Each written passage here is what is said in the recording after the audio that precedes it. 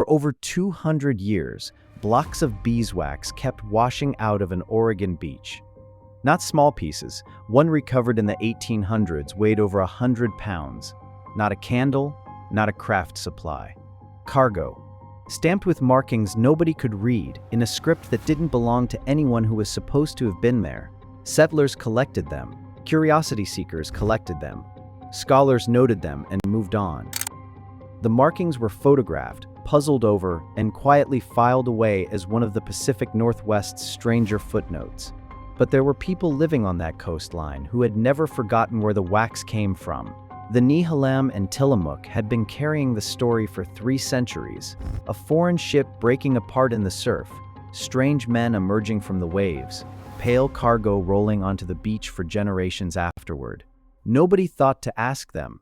Or rather, nobody who was writing things down thought their answer counted. That changes what this story is, because it means the mystery was never really a mystery. The answer was kept alive the whole time. And in 2022, when archaeologists finally listened, they found the ship. The Nehalem didn't treat it as a mystery. They treated it as history. The account they preserved described specifics that no rumor, no borrowed story, no secondhand invention tends to carry. The sound of the hull breaking in the surf, the look of the men who came ashore, the color and weight of the cargo that followed. These weren't the broad strokes of legend. They were the kind of details that survived because someone was there. The oral tradition described the ship as large, foreign-built, unlike anything from their own coastal knowledge. The men who emerged were pale, disoriented, carried by waves onto a beach they had never seen. Some died. But some did not leave. Some were taken in, absorbed into the community over the years that followed. And the oral tradition is explicit about this, describing physical traces of that mixing that persisted across generations. That detail matters. It isn't decoration. It is the mark of eyewitness testimony, the kind of thing you record because you lived alongside it, not because you heard about it. The cargo the ship carried, those pale, heavy blocks, kept washing ashore long after the men had either died or been folded into coastal life. The Nehalem knew exactly what it was and where it came from. The settlers who arrived centuries later picked the same blocks up off the same beach and called it a mystery, which raises the question that runs through everything that follows. If the oral account is what it appears to be, an eyewitness record passed down with care and precision, then someone, somewhere, sent that ship. It left a port. It was listed in a register. It had a name. What ship was it? And when exactly did it sail into those waters and never come home? To answer that, you first have to take seriously the source asking the question. And for roughly 2 centuries, most European and American scholars didn't. The Nehalem account was filed under folklore. Colorful, culturally interesting, not evidence. That classification felt like a conclusion. It was actually a methodological error, and a consequential one. Oral tradition is not the telephone game. It is not a story passed casually from person to person across generations, drifting further from the original with each retelling. Structured oral tradition, the kind maintained by indigenous communities across the Pacific, is a formal practice. Specific people are responsible for it. The account is rehearsed, checked, corrected. Deviation is noticed. The goal is fidelity, not creativity. The evidence for how well it works is harder to dismiss than the scholars who dismissed it. Researchers studying oral traditions across the Pacific have documented accounts that accurately describe geological events, tsunamis, volcanic eruptions, entire coastlines reshaped overnight, preserved across dozens of generations, and confirmed when matched against the physical record. The precision is not approximate. In some cases, it is exact. That changes the weight you assign to what the Nehalem said. If oral tradition can survive centuries intact and carry verifiable detail, then the account of the ship is not a legend dressed up as history. It may be history, which means specific details in that account, the cargo, the men, the timing, might be testable. The question is whether the historical record on the other side of the ocean kept its own version of the same event. So there is a historical record on the other side of the ocean, and it is extensive, beginning in 1565 and running without interruption for 250 years. Spain operated the most valuable trade route in the world, a single annual crossing between Manila in the Philippines and Acapulco on the Mexican coast. Silk, porcelain, spices east to west, silver west to east, the Manila galleon. One ship a year, sometimes two, carrying fortunes that would be worth hundreds of millions of dollars today.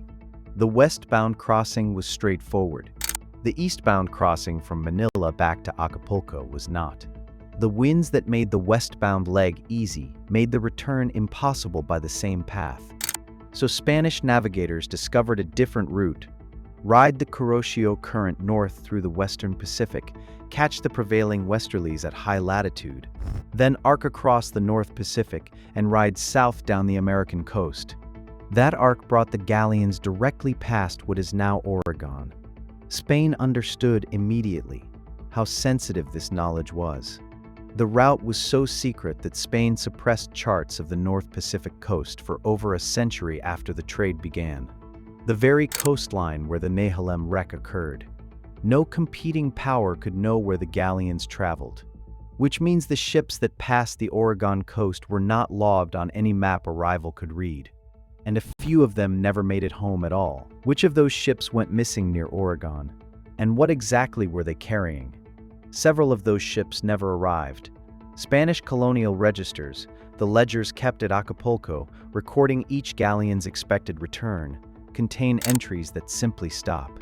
A departure from Manila, a projected arrival date, and then silence. No storm report, no survivor account, no wreckage located. The ship was entered as lost, the cargo written off, and the route closed behind it like water. Among the missing, the Santo Cristo de Burgos. She left Manila in 1693, loaded and heavy, and was never recorded at Acapulco. No explanation survives. The colonial bureaucracy noted the loss and moved on.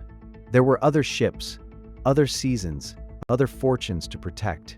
But the Santo Cristo de Burgos had a documented manifest, not vague cargo, not general trade goods, a specific recorded load, beeswax, porcelain, and goods sourced from Manila markets. A manifest that line by line reads like an inventory of what the Oregon coast has been returning from the sand for 300 years.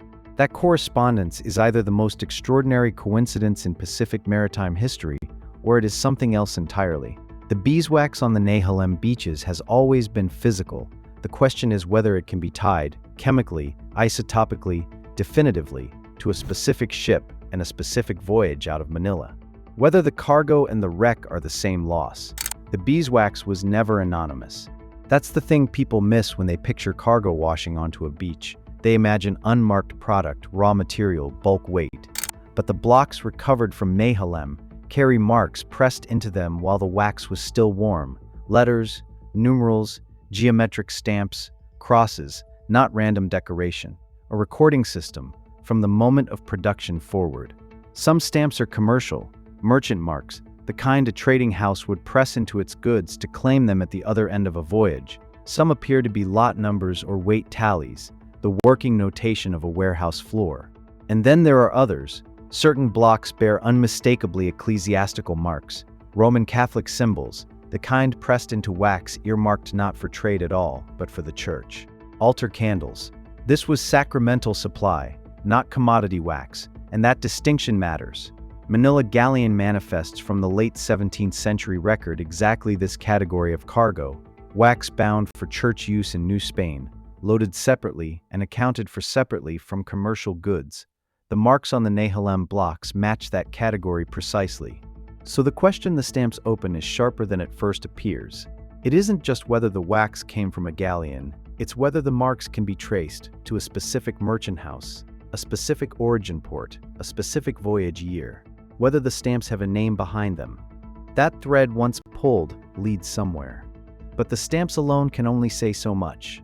The deeper answer, the one that could tie this cargo to a single ship and a single crossing, has to come from the wax itself. The wax could answer that. And by the early 2000s, researchers were trying to make it do exactly that, tracing the isotopic signature of the beeswax back toward a point of origin, a region, a hive, a hemisphere. That thread was real and worth pulling. But it ran alongside a harder problem, one that had frustrated investigators for decades before any laboratory got involved. The physical record on the Oregon coast is not static, it moves. Storms bury evidence. Rivers shift their mouths. The sand that exposed a timber one winter covers it again by spring, and the same dune field that gives up a beeswax block in a dry year swallows the next one whole. Local collectors had known something was out there for generations. Ceramic shards, the occasional piece of worked wood, fragments of glazed earthenware that had no business being on a Pacific Northwest beach. One fragment recovered from a plowed field near Nehalem Bay stopped researchers cold. Ming Dynasty blue and white porcelain, later dated to the late 17th century. The exact window of the Santo Cristo de Burgos crossing. Not drifted there, not recent. Deposited in the wreck event itself. The stamps, the porcelain, the wax. They were converging on the same moment.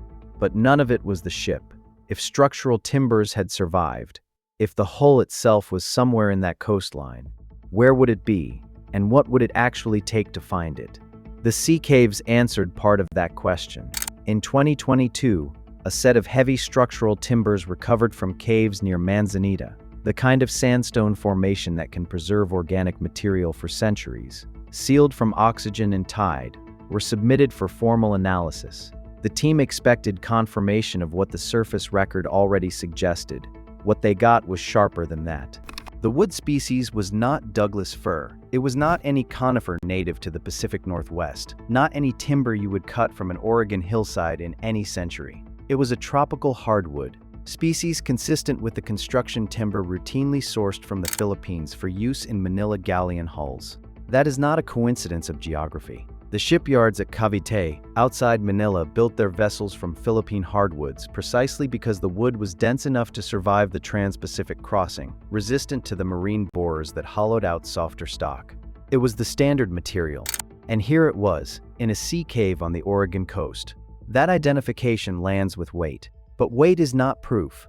The question researchers turned to immediately was how certain the species call actually was, and whether a timber pulled from a cave, however well preserved, could bear enough of a chain of custody to say something definitive about the Nehalem account. What the elders described was a ship breaking apart offshore. These timbers did not break apart, they were somewhere, and whatever held them there for 300 years was still holding a harder answer just out of reach. The species identification was the first thread. But a single thread is not a case. What researchers needed was convergence, independent lines of evidence pointing at the same answer without knowing about each other. And that is exactly what the next phase of analysis produced. Dendrochronology dated the growth rings in the timber to a period consistent with felling in the late 17th century. The construction technique, the joinery, the fastener patterns, the hull geometry preserved in the surviving planks, matched Cavite shipyard practice, not the methods used in European or colonial American yards building in the same era. And then the colonial shipping register. The Santo Cristo de Burgos departed Manila in 1693, bound for Acapulco, and never arrived. Its listed construction, Philippine hardwood hull, Cavite built. Its cargo manifest included a substantial quantity of beeswax. 3 independent lines of evidence. Wood species. Construction method. Cargo record. All 3 pointed to the same ship. That convergence is not a lucky alignment. It is the archaeological standard for a positive identification. The case met it. The timbers belonged to the Santo Cristo de Burgos, which means the Nehalem account was not a story about something they imagined or inherited from rumor. It was an account of something they saw. And if the ship is real, the harder question follows immediately. What else did they see that we have not yet found the evidence to confirm? The Nehalem account does not stop at the wreck. The ship breaking apart offshore is where most people's mental image ends. Timber and cargo scattering into the surf. The sea taking the rest. But the oral record continues past that moment. And with the identification now established, those next details deserve a different kind of attention than they got before 2022. The accounts describe survivors. Men who made it through the water and came ashore. They were received, that word matters, received by the Nehalem Tillamook, sheltered to some degree, and according to some versions of the account, at least some of them remained. Not rescued and carried off, remained, on that coastline, among those people. For a long time that part of the story was treated as embellishment, the kind of detail that accumulates around any dramatic event as it moves through generations. But if the ship is real, and we now have strong reason to believe it is, then the people on that ship were also real. And their presence on the beach, wet and alive and having just lost everything they knew, was an event that actually happened. Here is the detail that lands differently now. The accounts describe the strangers as looking unlike anyone the Nehalem had seen. Different physical features, different clothing, different in ways that registered as genuinely foreign.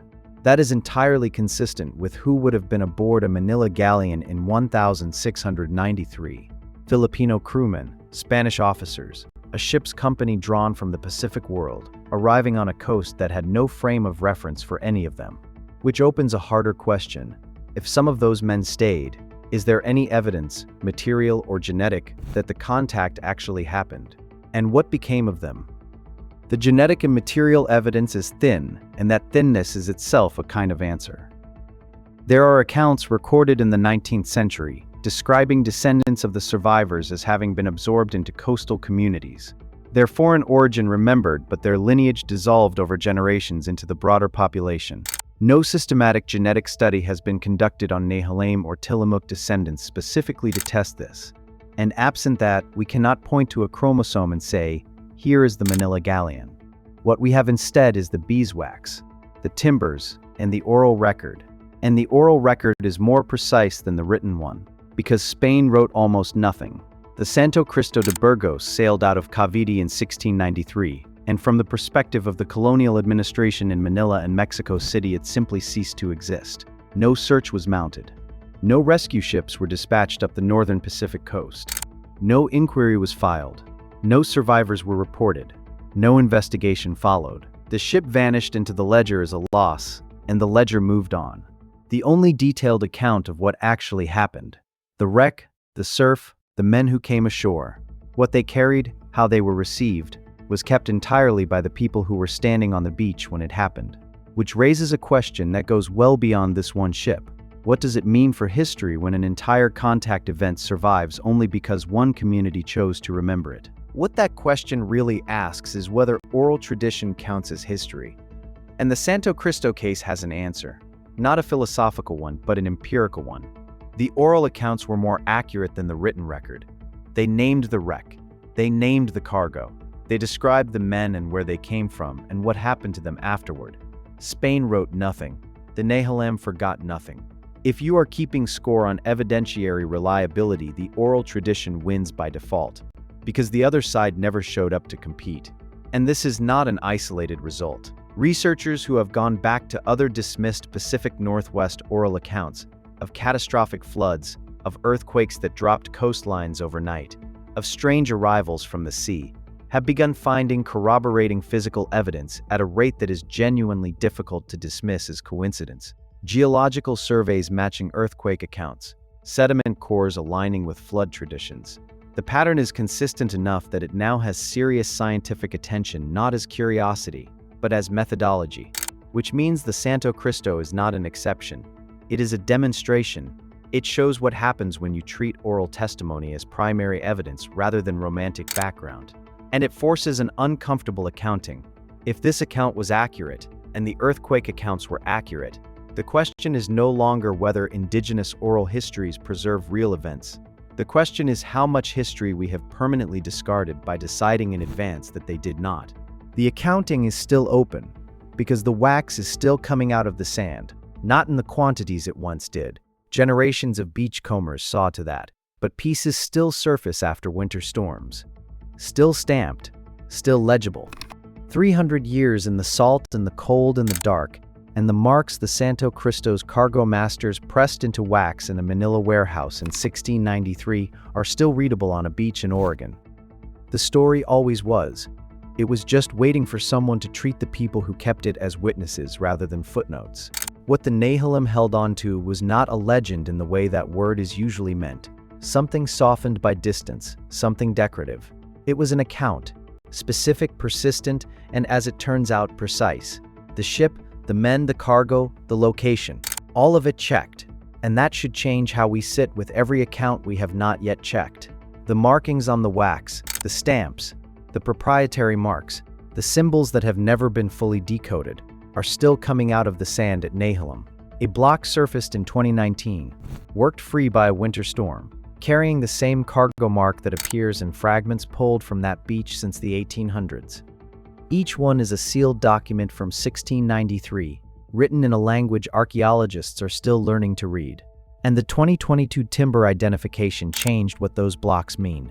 They are no longer curiosities or geological oddities. They are cargo receipts from a specific ship, on a specific voyage, witnessed by specific people, whose descendants kept the account intact for more than 300 years. The Nehalem called it a story. Historians called it folklore. Both were right about what they were holding.